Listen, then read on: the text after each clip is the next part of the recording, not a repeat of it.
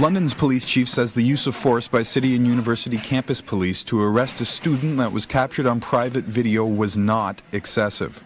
At a press conference Tuesday, Murray Faulkner said a review by a variety of experts within the department and the Ontario Police College confirms police were justified in using pepper spray, batons, and close-fisted blows to subdue Ernest Zelkovic last October 14th at the University of Western Ontario. After reviewing all the witnesses, the officer's statement, the videotape of this incident, and by review of the use of force trainers, it is my opinion that the officers used an appropriate level of force based upon their training and the use of force model that is used in the province of Ontario. The video, viewed close to 400,000 times online, shows police tackling Zelkovic and striking him at least 35 times before he was handcuffed and taken to hospital.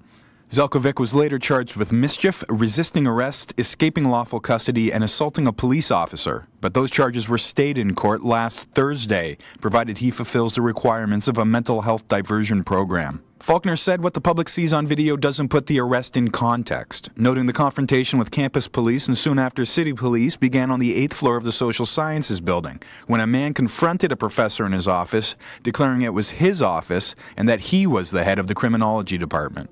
The faculty member instructed the male to leave his office, but the male made an aggressive motion towards him. The faculty member pushed the male out of his office, locked the door, at which time he called the University of Western Ontario campus police. About 7 minutes later, campus police received another call about a man who pushed a professor and a student out of a 7th floor office. A few minutes later, the man came out of the office and charged at one of the campus police constables. There was a struggle, and the man attempted to hit the officer. A campus police sergeant arrived on the scene and sprayed the man twice with pepper spray, which had no effect. 2 city police officers arrived and helped, both delivering several blows to soft, fleshy areas to distract the man and allow other officers to get him handcuffed. Faulkner says police immediately called for an ambulance. Officers requested emergency medical service as they believed at this point in time the male was displaying many of the characteristics of a condition officers are trained to recognize as excited delirium.